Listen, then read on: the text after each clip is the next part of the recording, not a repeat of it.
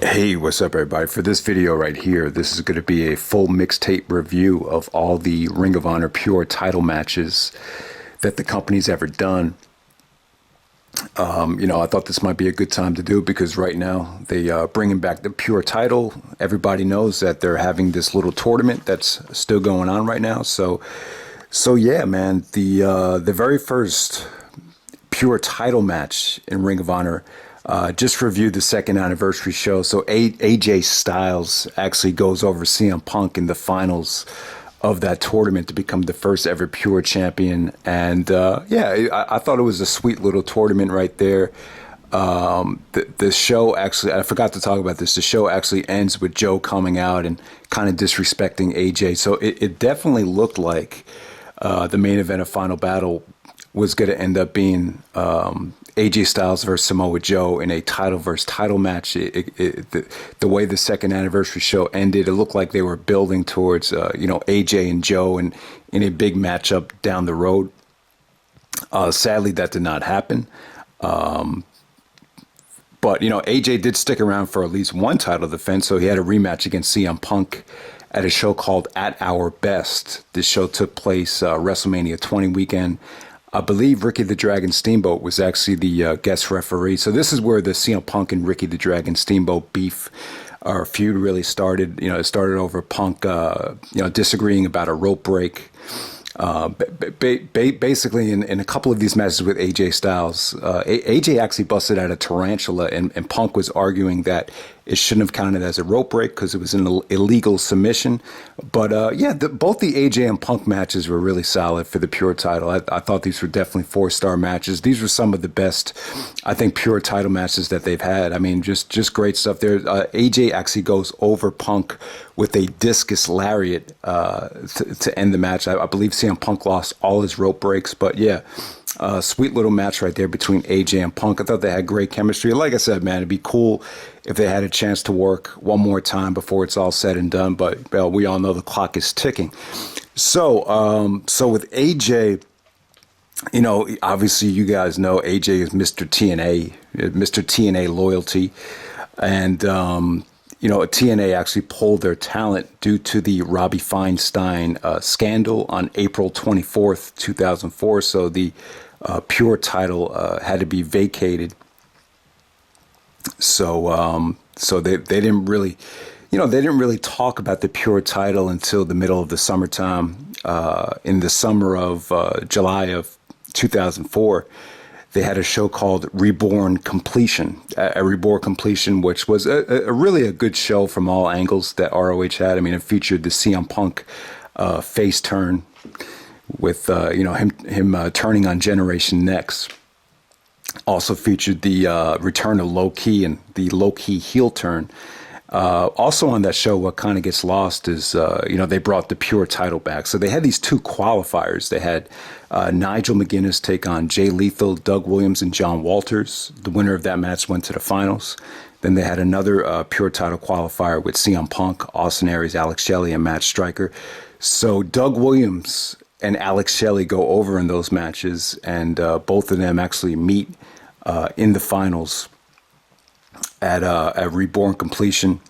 And this is a great matchup right here. Obviously, when you think of Alex Shelley, you think of more of a high flyer, Motor City Machine Guns, but you forget that Shelley is really more of a ground and pound submission oriented. I mean, there's a lot of similarities that Shelley has with Dean Malenko.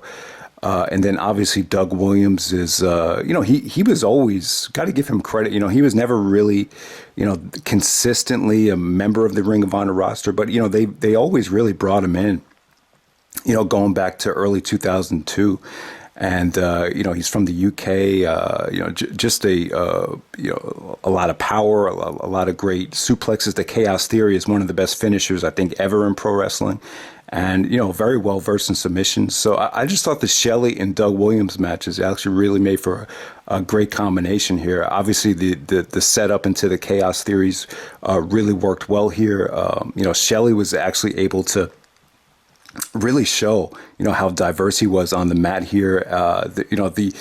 the matches between Shelley and Doug Williams, man, they really proved that you could really make these pure title matches different. They both ended with Shelley losing all his rope breaks and being forced to submit while Doug Williams had him stretched out on the ropes for a submission. So I thought the initial match at Reborn Completion, then they had another rematch at Death Before Dishonor 2 the next week. Those matches were really, really good, actually. So Doug Williams actually successfully defends against Austin Aries the very next night. Aries was kind of in a rough place right there. He was presented as more of a up and coming high flyer. So for him to be thrown into more of a pure title match, he seemed a little bit out of place, but the match was still solid. I just wouldn't say it was great. And then when we get to Scramble Cage Melee in August of 2004, Doug Williams puts over John Walters. And I thought they had a great match here. This might go down as, one of the most slept on. Even I underrated it. I forgot how good this was. This was really, really good. The problem is the crowd really wasn't that into it, though. I mean, the crowd really wasn't into it until like the last 5 minutes. But Doug Williams' selling was great here. Even when he did the Chaos Theory, he couldn't get a full pin on him because he was selling the leg injury. All these guys lost their rope breaks. So I just thought the finish with John Walters actually making Doug Williams submit on the ropes just came off really, really well. I mean, John Walters is he's a hell of an athlete, hell of a talent. They didn't keep him around for that long, but, when you think of the pure title in 2004, you really think about, just how solid of a worker he was, man. So that the John Walters, Doug Williams match from Scramble Cage Melee, I just thought it was really well done. This match really proved that the rope breaks really just brought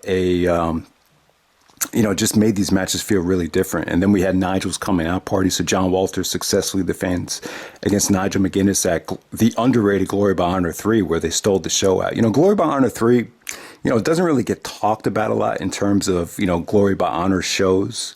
But it's just a really consistent card, though. And, Gabe even talked about with Punk on commentary how, Walters and Nigel stole the show. But, this was really the first time where you saw, what Nigel can do in terms of his skill set and also in terms of just getting over with the crowd. His skill set was entertaining and had a lot of charisma. And I believe Walters actually makes Nigel tap out with a sharpshooter here, but it was just very well done. And another really solid match right there. So Walters actually goes over Homicide at Weekend of Thunder Night 2. Very screwy finish there, but, it was what it was. Jimmy Rave then takes on John Walters for a couple of matches there. So it was cool. You really got to see the different elements that the pure title match can have. There was actually a spot where John Walters actually does a sharpshooter to Jimmy Rave, and he actually lets just this sharpshooter sink in until the 20 count. And then he hustles back into the ring before the 20 count to get the victory. So in a pure title match, the title can change hands by count out or even a disqualification. So that's what definitely made it different there. And then you had another Jimmy Rave match with John Walters. This time, Rave used up all his rope breaks, and he had him tied up on like a tree of woe, and made him submit while he was like hung up on the tree of woe. So that was a pretty innovative finish. So you definitely saw some innovative finishes while Walters was the champion. And then Walters basically sells, after he loses to Jimmy Rave, he actually sells out to the embassy in a unspectacular heel turn. Basically, it's just like, they offered him money and he just took it without a lot of charisma or a lot of reason as to why. He basically changed his attire and sold out to Prince Nana and the embassy. And, I don't know. And that was pretty much it for John Walters. When you get to 2005, you didn't really see him. He finally puts over Jay Lethal at the Trios tournament in 2005, and you really haven't seen John Walters since. But Lethal goes over. Lethal is really young at the time, Samoa Joe's protege, and Lethal becoming pure champion was huge. And it's funny, Lethal hasn't been pure champion since, and he's going for the championship now. He's in the I believe he's in the semifinals of the tournament. So we'll see what happens with Jay Lethal in the current Ring of Honor Pure Title Tournament. So when Lethal wins the belt, he successfully defends against Spanky at stalemate, which was a solid but not spectacular match. Spanky, he would constantly come back and forth from WWE to Ring of Honor at that time. But we all love Brian Kendrick, the Brian Kendrick, and so we move on to Manhattan Mayhem. Samoa Joe and Jay Lethal at Manhattan Mayhem. They definitely had probably the best match of, probably the best Ring of Honor show up to that point. Manhattan Mayhem, we all know how great that was. And, when you think of Manhattan Mayhem, you think of all those great matches. But I think Samoa Joe and Jay Lethal, I think most people would agree, definitely stole the show. And when you think about Joe and Lethal from Manhattan Mayhem, you don't really think about like a lot of rope breaks or a lot of, they kind of went away from the pure title, making this feel like a pure title match, and just said, what, this match is too important. This had more of a strong style to it. It was more exciting. You saw, crashes through tables, a plethora of just hard, Japanese style suplexes. I believe Samoa Joe did a tribute to Hashimoto at the end of the match. You just saw a series of brutal dragon suplexes from Lethal and then from Joe to end the match. I mean, it was just a wicked match right there. So Samoa Joe actually wins the Pure Title tournament, the Pure Title. It was a belt that he was pissed off about at first, but it was, I think it was a great way to elevate the Pure Title. It kind of gave Joe something to do after he lost the Ring of Honor World Title, and you knew having Joe as Pure Champion was going to bring legitimacy and just elevate it, even though it's kind of hypocritical of him. To kind of demean the Pure Title and then kind of embrace it a couple months later. But that's exactly how it was. I don't think Joe was a great fit for the Pure Championship. I don't think it really fit his style. But in terms of, putting over the next champion, I think it was definitely a smart move in terms of, giving Joe this belt. It was going to elevate, the next guy to finally win it. So Joe actually has a great match against James Gibson at New Frontiers from Buffalo, New York. That was, one of the best Pure Title matches. I mean, you definitely saw, Gibson show what he can do against a bigger guy like Samoa Joe. It was just an awesome match. You saw Joe go for the Muscle Buster, and Gibson, apply a front face guillotine face lock to put Joe in. Joe had to scramble to the rope and eventually turned it into a Muscle Buster to get the victory. He put it into a Chiquita clutch to get the victory there. So you saw a lot of great counters and just a lot of creativity there between Joe and Gibson at New Frontiers. Just an awesome Pure Title match. Even when the match is over, Gabe said, we just witnessed the best Pure Title match in Ring of Honor history. So also you had Samoa Joe taking on Nigel McGuinness at the Future Is Now. So you saw Joe and Nigel in their first match at the Future Is Now, which was actually a show before ECW One Night Stand. But, I would say this about the Joe and Nigel Pure Title matches. They were solid matches, but it wasn't their best work together. If you want to see a great Joe and Nigel match, you kind of have to go away from the Pure Title environment. So I would recommend checking out their match from Liverpool during the 5th Year Festival. I thought that was an awesome match. Samoa Joe versus Austin Aries from Escape from New York. Another great match between Joe and Aries, this time for the Pure Title. Finally, Joe defeats Aries. He actually lost, the first 2 matches to Austin Aries for the Ring of Honor World Title at Final Battle. And then he actually lost in the rematch at the 3rd anniversary show with, Aries countering the Chiquita clutch into a pinning predicament. But this time, Aries lost all his rope breaks. Goes for the same combination, the 450. And then eventually Joe does hit the Muscle Buster off the top rope as he's going for a second 450. But yeah, the Escape from New York match, a lot of people believe this is the second best Aries and Joe match. And that time, finally, Joe got the victory. Samoa Joe goes over Jimmy Rave at Fate of an Angel. Also, he goes over Christopher Daniels at Night of the Grudges 2. Obviously, Christopher Daniels making his triumphant return to Ring of Honor. Wanted to get his revenge on Samoa Joe for, leaving the prophecy back in the day. But, that was probably the most boring Joe and Daniels match. Joe and Daniels, I just think this combination in Ring of Honor, it just didn't click as well. And it's kind of funny. They had the Unbreakable three-way like 2 weeks after this match, but this is just very slow, very methodical. Just, I don't know. It just didn't have that spark of athleticism that I think a lot of the Joe and Daniels matches had in TNA, or even in their earlier days of Ring of Honor. I don't know. The Christopher Daniels return in the summer of 2005, I just felt like, he started to treat Ring of Honor like it was, not a secondary company, but you just didn't see the full arsenal of Christopher Daniels at that time. So finally, Samoa Joe drops the pure title to Nigel McGuinness at Dragon Gate Invasion. Nigel actually, wrestled a very smart match here. The match wasn't, once again, the Samoa Joe and Nigel matches, they weren't spectacular in terms of anything that could wow you. But, I'll tell you what, when Nigel won the belt, it's like anytime Joe got pinned, it was just such a shock. It was just such a shock to everybody in the crowd. It just came off really, really surprising.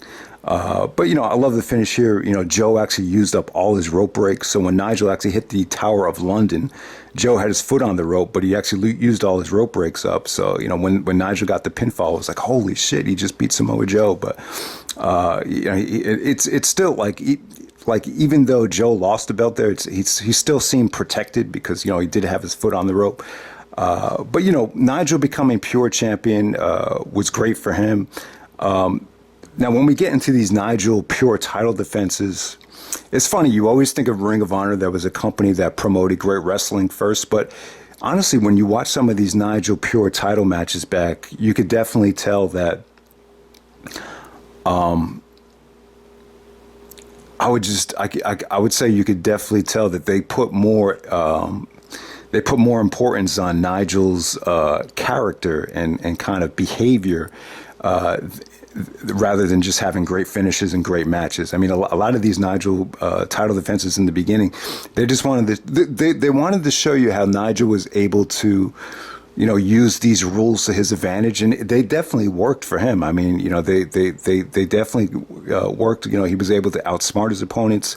The finishes really got under the fan's skin. There was a lot of finishes where Nigel would he would just hustle back into the ring before the 20 count. It kind of made him look like a chicken shit heel. There was a lot of, he did a lot of dirty things as well. He actually used to bring out this like British hot iron to the ring. And, there was a lot of finishes where he would use that. He would actually, do a closed fist behind the referee's back. So, Nigel just got really, really dirty with a lot of these title defenses. So Nigel actually defended the belt against Roderick Strong, BJ Whitmer, Jay Lethal. He had a rematch against Samoa Joe where he countered the Chiquita clutch and had his feet on the ropes as he got the pinfall. But, Nigel used up all his rope breaks, so it didn't really matter. So another defense against Samoa Joe. The Claudio matches, they were kind of frustrating. I would definitely say the Nigel Claudio combination.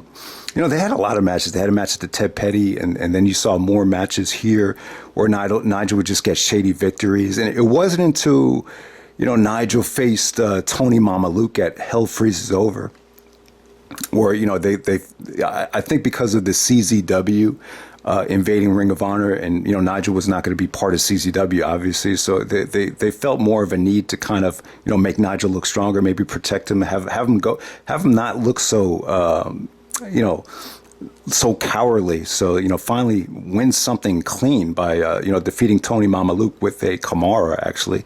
And then he goes over Claudio again at Best in the World. So he finally goes over Claudio clean, hitting the jawbreaker lariat to get the victory there. And that's right before Claudio joined CZW and turned heel. So one thing you notice in pro wrestling, like anytime like a guy like babyface is about to turn heel, a lot of times you'll notice like he'll actually lose his very last match clean. So that's what I noticed about that.